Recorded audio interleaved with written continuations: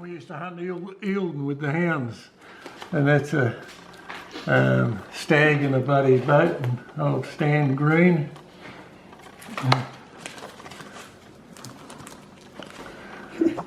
Back in. On the, at the Howard Hut. Oh yeah. Bloody. That's at the big deer, wild deer and hunting expo. Campaign up the handgun, you know. And she said I would never vote for any law that stopped my Uncle Ned from getting in his deer stand come deer season. That's how even Obama would not even touch that, deer hunting. It's just, I've got a book home on, what is it? One of the states there, Blaze Orange it's called, that's the name of it. And yeah, when deer season comes in, it's just a blaze, a 700,000 person Blaze Orange army heads for the deer, heads for their deer hunting spots. Yep. Yeah. Yeah, but you're exactly right. That's going to be next, isn't it? Just to fight to keep that right, and not have to pay through the roof for it. Yeah, well, even so, you go into the politics, and you've got to know your politics here, otherwise you're stuck.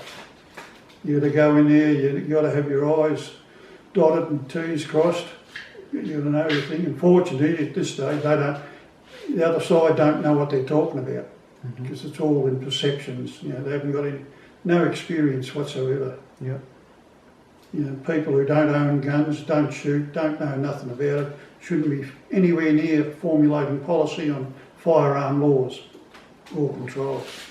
And does something you reckon more so have to happen between ADA and the parks, Victorian parks, to try and get something a bit meshed Well, we there? have here at the moment, you know, like we got ADA, we do culls in very little sensitive areas, parks and that. Yeah. We had a couple of years ago, they had one down at the prom, didn't they?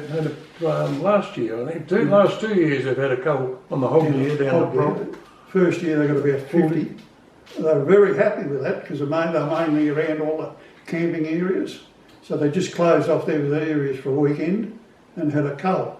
You know? Yelling Bow up here, and I've been culling there, Sambar out of there occasionally. Ferntree Gully, in the Dandenongs there, a couple of places, yeah. And that's probably, is that in areas that are red zone for hunters? We can't recreationally hunt? No, that's with parks. Yeah. Yeah, we go with it. And so what do you think needs to happen between recreational hunters and parks to let us into these red zones? Or well, they get authorised hunters. You've got to pass a test. They get authorised to be hunting in their national parks under their supervision. They organise the culls and hunts. And it's cheap for them. All they got to pay is their one bloke for a supervisor for a weekend or whatever, a night or whatever they do. It's dirt cheap. They should expand that. You know, they need professional administrators because the average person can't do that on his own, or even a team. You know, unpaid cannot have the time and that to do it. You've got to have the professionals administrating it from parks. And blokes that know what they're doing, that are hunters. Know what they're doing. And you've got to expand the pool of authorised hunters massively. Yep. And it's a full-time thing, you know, like every night of the week, you've got to have a group doing culling, but that's got to be professionally done to organise it. You've got the pool there, you know, and like, especially with retired hunters that are still able to move around a bit.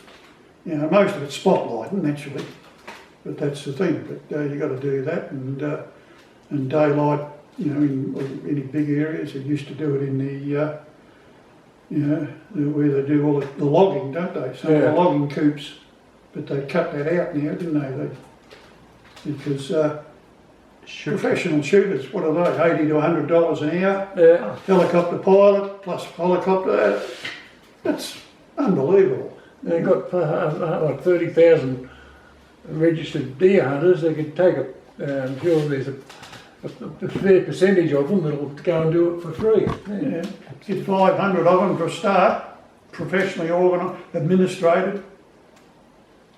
And should these professionals be targeting only hinds?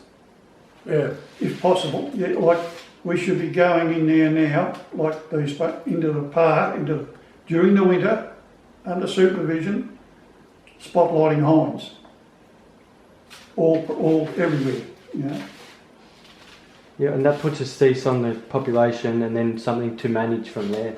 The ones they do it in the water catchments, they're trying to eradicate. Yeah. Yeah, good experienced hunters that know what they're doing, and they'll only fire the shot when it's a definite killing shot, not shoot to wound.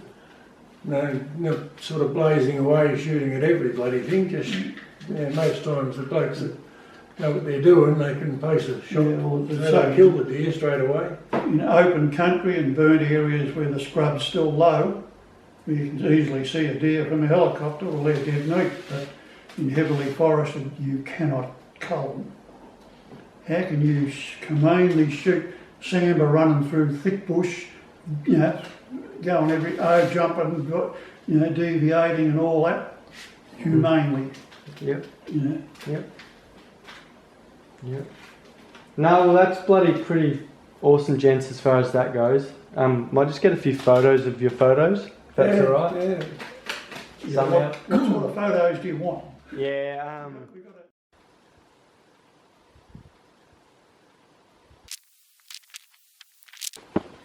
That's living.